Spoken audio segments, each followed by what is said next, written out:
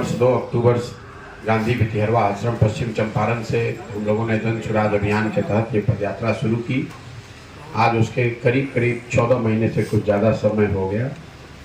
इन 14 महीनों में हम लोग पश्चिम चंपारण से चल के पूर्वी चंपारण, शिवहर, गोपालगंज, सिवान, छपरा, वैशाली, समस्तीपुर, मुजफ्फरपुर, सीतामढ़ी होते हुए मधुबनी पहुँचे। इस जिले के बाद 1 महीना करीब मैं यहाँ रहूँगा। इसके बाद मैं दरभंगा जाऊँगा और उसके आगे की यात्रा चलेगी। यात्रा का उद्देश्य, जैसे पदयात्रा शुरू होने के पहले मैंने प्रेस वार्ता के जरिए बताया था कि बिहार में स्थिति को सुधारने के लिए, बिहार आज जो देश का सबसे गरीब, पिछड़ा, बेरोजगार और बदहाल राज्य है, विकास के ज़्यादातर मानकों पर हम लोग 27वें या 28वें नंबर पर हैं। इसको सुधारने के लिए जो मैंने 10 साल अपने जीवन में काम किया है, या उससे पहले 10 वर्ष मैंने संयुक्त राष्ट्र संघ में काम किया, 10 वर्ष यहाँ की राजनीति में काम किया, उन सारे अनुभवों के आधार पर मैंने सोच समझकर एक ये परिकल्पना बनाई है, जिसके मूल में ये बात है कि अगर बिहार में या किसी भी राज्य में, किसी भी जगह पर आमूलचूल परिवर्तन करना है, तो जो रास्ता गांधी जी ने बताया कि राजनीतिक गठजोड़, राजनीतिक हराकिरी के बजाय समाज में उतरकर समाज के साथ काम करके वो व्यवस्था बनाई जा सकती है। उसी के से प्रेरित होकर इस जन सुराज का ये अभियान शुरू किया गया है। ये कोई दल नहीं है, लेकिन दल बनने की निश्चितता है। पहले दिन से कहा गया है कि दल बनाया जाएगा, लेकिन इसके 3 जो मूल उद्देश्य हैं कि दल को कैसे बनाया जाए। दल को कोई व्यक्ति न बनाए, दल को कोई परिवार न बनाए, कोई जाति विशेष न बनाए, दल को बिहार के लोग, समाज के लोग मिलकर बनाएं। वही इसके दल का नाम भी तय करें, इसका संविधान भी तय करें, वही लोग इसके आगे का कार्यक्रम भी बनाएं और इसको आगे कैसे चलाया जाए इसको भी किया जाए। मेरी भूमिका इसके नेता की नहीं है। मैं नेता आज भी नहीं हूँ, पहले भी नहीं था। मेरी भूमिका इसके सूत्रधार की है। आप मुझे कुम्हार की तरह देख सकते हैं। जो घड़ा बनता है वो तो मिट्टी और चाक से ही बनेगा। कुम्हार कितना भी होशियार हो, उससे घड़ा नहीं बन सकता है।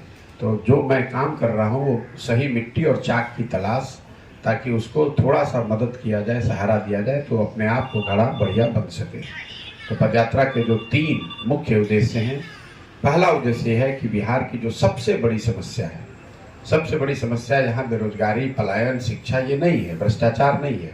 यहाँ की सबसे बड़ी समस्या ये है कि जिन समस्याओं से लोग जूझ रहे हैं, जिन समस्याओं में लोग जी रहे हैं, जिस बदहाली में जी रहे हैं, वो जानते हैं। सब जानने समझने के बावजूद जब वो वोट करने जाते हैं तो उन समस्याओं को छोड़कर ऐसी बातों पर वोट करते हैं जिनका उनके जीवन से कोई सरोकार नहीं है। भारत, पाकिस्तान, पुलवामा का बिहार की गरीब जनता से कोई लेना देना नहीं है, लेकिन वोट उस पर पड़ा है। जाति का आपके जीवन से कोई लेना देना नहीं है, आपके बच्चों के पढ़ाई से कोई लेना देना नहीं है, लेकिन आप वोट उस पर करते हैं। तो पहला जो उद्देश्य है कि पहले समाज में, गांव में जाया जाए, लोगों को ये हाथ जोड़कर समझाया जाए कि मेरे भाई, आप किसी जाति के हैं, किसी वर्ग, किसी धर्म के हैं, जब तक आप अपने और अपने बच्चों की चिंता नहीं करोगे, कोई भी दल जीत जाए, कोई जाति जीत जाए, कोई समाज जीत जाए, कोई विचारधारा जीत जाए, आपके और आपके बच्चों की चिंता कोई नहीं करेगा। और यही एकमात्र मंत्र लेकर हम लोग चल रहे हैं। एक पंक्ति जो मैं गांव-गांव लोगों को सिखा रहा हूं कि वोट आपको जिसको भी देना है दीजिए, लेकिन वोट आप अपने बच्चों के लिए दीजिए। क्योंकि अगर बिहार में लोग बच्चों के भविष्य के प्रति सजग नहीं होंगे, तो जिस गरीबी बदहाली में हम लोग पिछले 40-50 साल से जी रहे हैं, ये गरीबी बदहाली और बढ़ेगी। क्योंकि दूसरे राज्यों में तरक्की हो रही है और हम लोग पीछे छूटते जा रहे हैं। तो पदयात्रा का पहला उद्देश्य है समाज की दबी हुई चेतना को, मैं उसको मरा हुआ नहीं कहता हूँ, चेतना यहाँ मरी नहीं है, वो दब गई है। उस चेतना को जगाना, उनको समझाना कि मेरे भाई जगो, खड़े हो, अपने बच्चों के पढ़ाई के लिए, रोजगार के लिए, उनके अच्छे परवरिश के लिए आप वोट कीजिए। वोट जिसको करना है कीजिए। मैं कहीं इस पूरे अभियान में ये नहीं कहता हूँ कि वोट किसको कीजिए। मैं ये कह रहा हूँ कि वोट का वजह ज़्यादा जरूरी है। हम लोग ज़्यादा चर्चा ये करते हैं कि वोट किसको जनता देगी, जबकि आंकड़े या जो ज्ञान, राजनीतिक ज्ञान है, वो ये बताता है कि वोट आप किसको देते हैं इसका ज़्यादा महत्व नहीं है, वोट किस बात के लिए देते हैं इसका महत्व है। तो यही बात मैं लोगों को गांव-गांव समझा रहा हूं। अभी तक करीब हम लोग 4000 से ज़्यादा गांव में पैदल चल के मैं गया हूं। हर 2-2.5 किलोमीटर पर प्रयास होता है कि एक नुक्कड़ सभा एक छोटे जनसमूह को संबोधित किया जाए, उनको बताया जाए। प्रयास ये है कि अगर पूरे बिहार में हजारों ऐसी छोटी छोटी सभाएं की जाएंगी तो वो लकड़ी के आग की तरह धीरे धीरे वो बात वर्ड ऑफ माउथ के जरिए समाज के बड़े भाग तक पहुंचेगी। दूसरा उद्देश्य यह है कि अगर लोग समझ भी जाएं तो लोगों का एक सामान्य जो सवाल होता है, जो कि सही भी है, कि भैया हमारे पास विकल्प कहाँ है। अगर हम सही लोगों को वोट देना भी चाहें तो हमारे पास विकल्प तो है नहीं। दोनों ही दल जो हैं उनको हमने पिछले 30 साल 35 साल में देख लिया, दोनों ही से हमको धोखा मिला। तो बिहार में एक नया बेहतर विकल्प बने, इसलिए नहीं कि प्रशांत किशोर चाहते हैं, इसलिए कि लोगों को मजबूरी में यहाँ किसी को वोट न देना पड़े। इसके लिए हमारी भूमिका है कि समाज के ऐसे लोगों को एकत्र किया जाए जो कि बिहार में एक नया दल, नया विकल्प बनाना चाहते हैं। बिहार में जो सर्वे हो रहे हैं उसके आंकड़े बता रहे हैं कि करीब 55 से 60% लोग ये मानते हैं कि बिहार में नया दल, नया विकल्प होना चाहिए।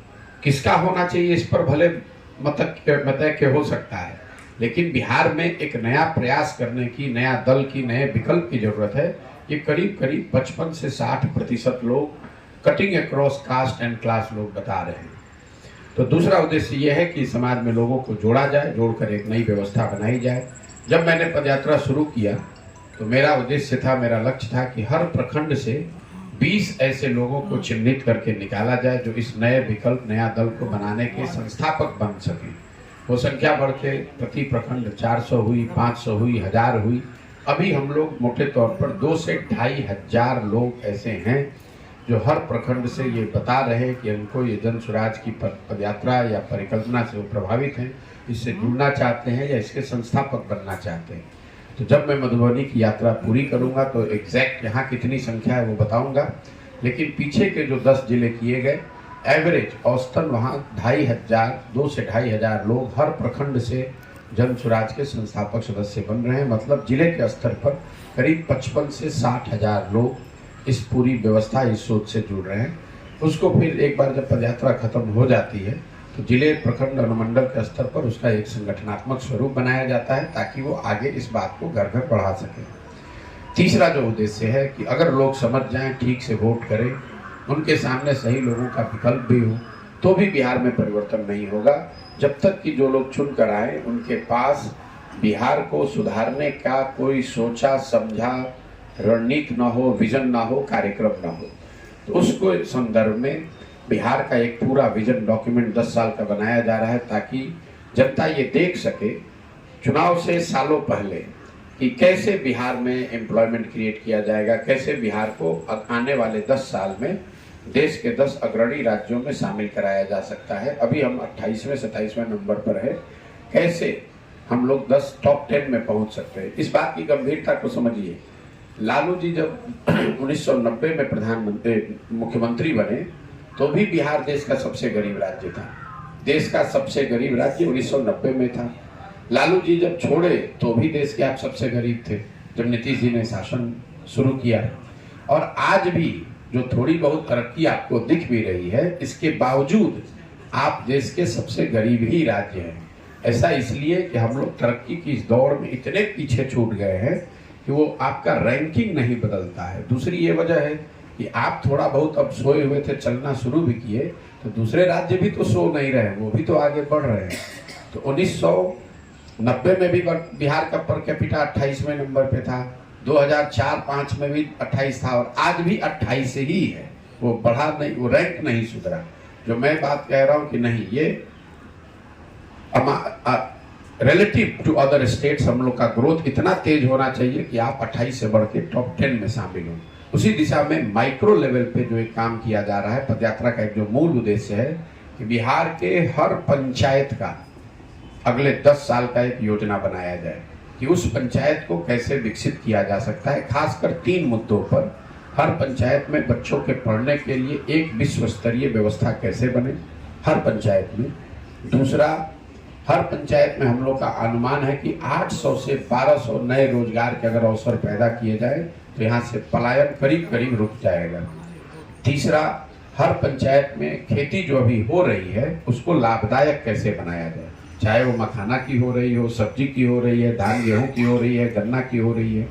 जैसे मान लीजिए कि किसी पंचायत में हम लोग जाते हैं, लोग बताते हैं भैया पहले यहाँ चीनी मिल था, हम लोग जब गन्ने की खेती करते थे तो यहाँ से बहुत पैसा हमको मिलता था, अब वो बंद हो गया।